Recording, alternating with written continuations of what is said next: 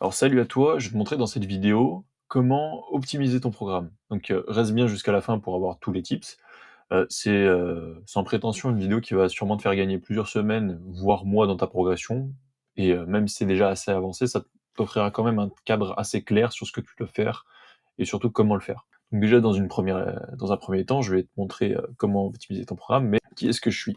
Alors moi déjà, bon, c'est pas sorcier, a priori si tu regardes la vidéo, tu le sais, je m'appelle Tim, je suis coach en ligne, ça fait bientôt 4 ans que je m'entraîne en salle de sport, et donc j'ai atteint ce physique il y a pas si longtemps, il y a quelques mois en arrière, et j'ai pu accompagner une dizaine de personnes dans divers objectifs, donc globalement prise de muscle, recomposition corporelle et sèche. Alors, comme je disais, les fondamentaux déjà d'un bon programme, ça va être sous différents axes, ça va être déjà qu'il n'y a pas de formule magique, il y a que des lignes directrices, mais ça c'est surtout pour dire que tu as besoin juste de suivre une structure assez logique, heu et globalement le reste suivra. C'est quelque chose qu'il faut adapter à chaque individu, donc d'où le fait de la personnalisation, et comme j'aime à le dire, ton programme doit s'adapter à toi et voilà. Donc je vais te montrer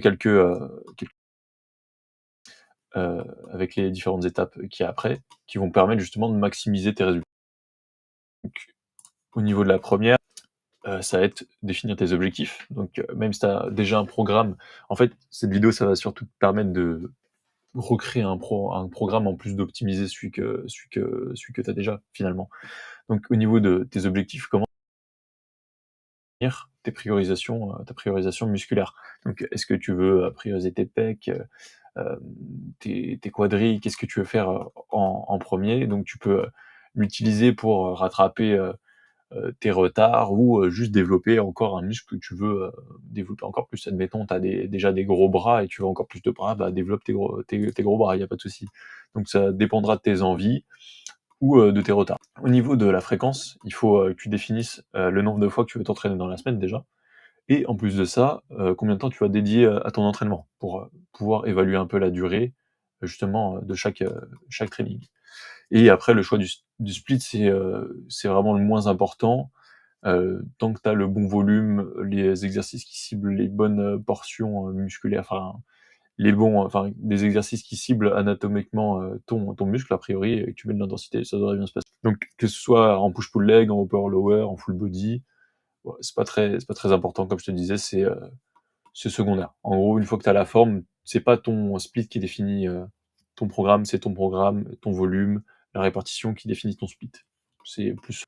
En deuxième étape, bah, il va falloir choisir un volume à adapter, donc t'inquiète pas, heu, je vais te donner des indications. Heu, Au niveau des muscles prioritaires, tu peux mettre un volume de 12 à 18 séries par semaine. Donc c'est un volume qui peut, enfin tu peux même descendre un peu, bah, plus tu as de séries, plus ce sera intéressant, parce qu'on voit que plus tu as de séries sur un muscle, plus il va progresser. Mais faut faire attention à autre chose, c'est que tu as un plateau où à partir de ça, c'est comme si j'avais une vidéo de Denis Gallois qui est sortie il y a pas longtemps, où il prend l'exemple d'un verre. Donc tu peux remplir un verre, tu remplis ce verre d'eau, mais au bout d'un moment, tu peux continuer à le remplir, bah, et tout ce que tu feras en plus, ça va être gâché, ça va déborder. Donc je te conseille 12 à 18 séries, et tu peux même descendre jusqu'à 15 séries, c'est déjà très efficace, et pour caler autant de séries dans ton programme, ce sera déjà pas mal. Je te conseille aussi de rester entre 2 et 4 muscles, parce que plus tu veux, bah, déjà c'est plus intéressant pour prioriser des groupes musculaires en particulier, mais surtout dis-toi que plus tu auras de muscles que tu veux prioriser avec un haut volume, moins du coup, moins tu pourras mettre de volume dessus. Parce qu'il faut que ce soit assez homogène. Si tu priorises un muscle, tu vas devoir baisser un peu de volume sur d'autres muscles en question. Donc par exemple, si tu as un muscle, tu vas prendre des pecs, bah, tu mets entre 12 et 15 séries, ou 18, comme tu veux. Beaucoup de si tu as beaucoup de temps et une capacité de récupération qui est intéressante, bah, tu peux mettre pas mal de séries. En muscle secondaire, je te recommande d'être entre 6 à 10 séries par semaine. Donc ça peut être, admettons, tu veux prendre des pecs, mais à côté de ça, tu as quand même, enfin ton focus c'est les pecs, mais tu veux quand même prendre du dos et progresser sur ton dos, bah, tu peux quand même mettre entre 6 et 10 séries par semaine.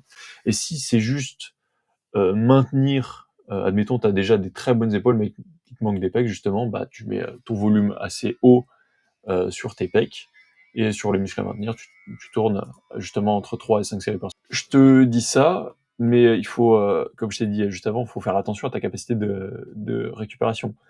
Donc si tu mets trop de volume et donc trop d'intensité sur tes muscles dans une même séance ou dans une semaine, bah forcément, comme je t'ai dit, le verre va déborder et tu vas juste mettre du volume, te fatiguer, surcharger ton système nerveux.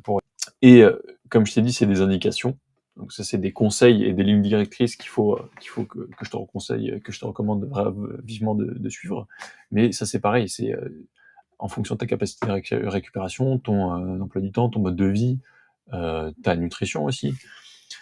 Si, admettons, je t'ai dit 12 séries, enfin, je t'ai dit 15 séries pour tes pecs, mais que tu vois que au fil des semaines, bah, tu progresses plus trop et que tu n'arrives plus à prendre du muscle, ou tu sens que tu progresses pas, tes charges ne montent pas, tu stagnes, et bah, tu peux juste baisser un peu ton volume et voir si ça s'arrange un peu mieux, parce que ça se trouve ton système nerveux central est juste trop sollicité et t'as pas le temps de récupérer en général. Et puis pareil au niveau de la troisième étape. Maintenant, ça va être le plus important en réalité, c'est structurer ta séance. Enfin, plus important en plus du volume, hein, ça va être structurer ta séance. Donc déjà, le choix des exercices, qu'est-ce que tu as priorisé? Donc, on a vu que l'optimum pour l'hypertrophie, c'était des exercices qui ciblaient la fonction anatomique, mais aussi qui étaient stables et surchargeables progressivement. Et un autre point intéressant à mettre en avant, c'est que ce soit simple à reproduire. Si tu mets 45 minutes à te placer sur ton exercice, bah forcément, si tu es pressé, déjà, ça va pas être intéressant, mais en plus, bon, t'as compris, ce sera moins optimal. Au niveau de l'ordre des exercices, moi, je te conseille de mettre, de varier un petit peu les différents types de tension. Donc, par exemple, un leg extension, où tu vas avoir un pic de tension en position raccourcie du muscle, et un leg press, où tu auras un pic de tension en position mid-range, voire étiré du quadriceps en fonction de ton amplitude.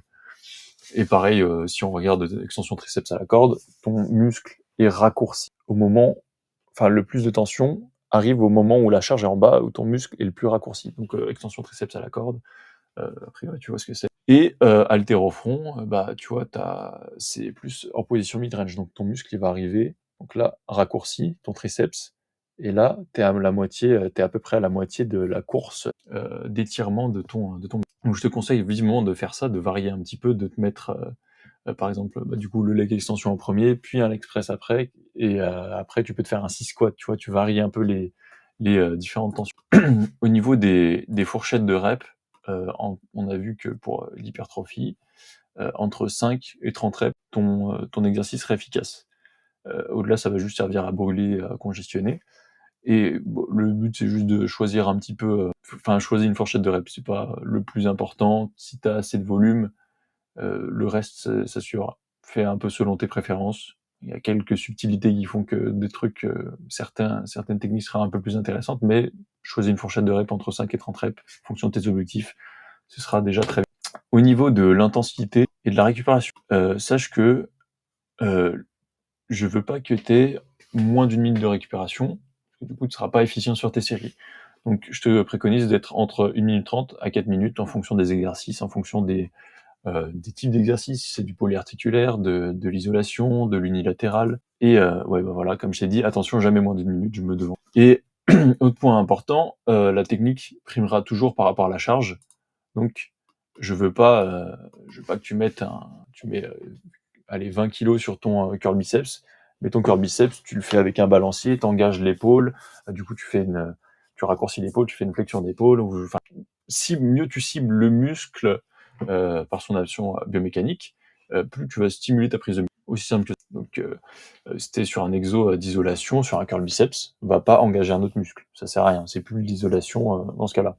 Là, on est sur un polyarticulaire, parce que tu utilises plusieurs articulations sur ton muscle. Et au niveau des incontournables, je l'ai appelé comme ça, mais c'est surtout des petits conseils supplémentaires.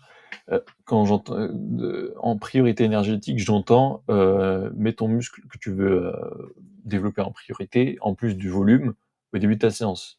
Donc, admettons, tu veux faire, justement, tu veux développer tes biceps, mais tu les mets après 3 exos de dos qui vont donc de tirage, de traction, tirage horizontal, je sais pas ce que tu fais comme exodo, mais tu les mets après ça, et justement, ils seront plus fatigués. Donc, comme c'est écrit, plus tu vas avancer dans ta séance, plus ton système nerveux va être, enfin, la fatigue va s'accumuler, il va être éprouvé, et du coup, tu auras plus de mal à recruter tes unités motrices. Du coup, pareil, comme je t'ai dit, varie les types de tension, donc raccourci, mid-range, étiré.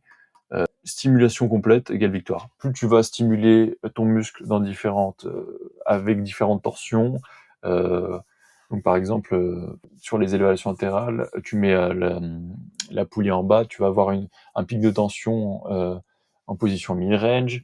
Avec la poulie à la hanche, hauteur de hanche, tu vas avoir un pic de tension en position étirée. Et par exemple, sur des élévations Y, tu vas avoir un pic de tension, du coup, en position raccourcie. Donc tu varies ça, tu varies les stimulations et les signaux que tu envoies à ton muscle. Et du coup, plus tu vas varier les types de stimulation à ton muscle, plus tu vas progresser, globalement. D'où la vie. Et par exemple, varier l'ordre dans la semaine pour un même exo, et ses fourchettes de rep aussi.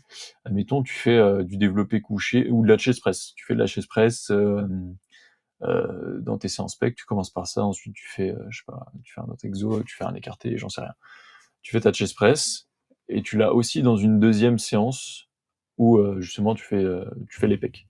Et bah justement, ouais, c'était la chest press. Et bah justement, tu commences sur ton push numéro 1 par exemple, avec ta chest press en premier exo, avec cet exemple de rep de 6 à 9 reps en 2 séries, puis 10-13 reps.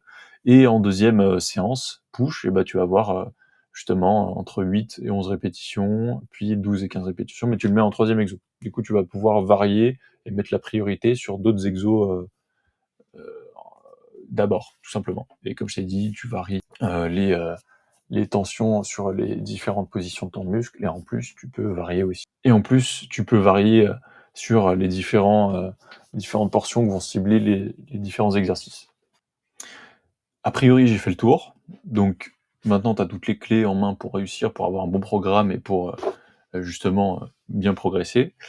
Si tu as une question ou si tu veux me faire un retour sur la vidéo, n'hésite pas à m'envoyer un message sur Instagram. Donc, a priori, tu l'as si on discute, ou si tu as vu la vidéo, tu as peut-être déjà mon Instagram. Et si tu veux qu'on établisse un petit peu une stratégie un peu différente, ou qu'on détaille un peu ta situation, ta diète, ton programme un peu plus en détail, bah, n'hésite pas à réserver une consultation gratuite dans la description. Je serai ravi de t'apporter tous ces conseils.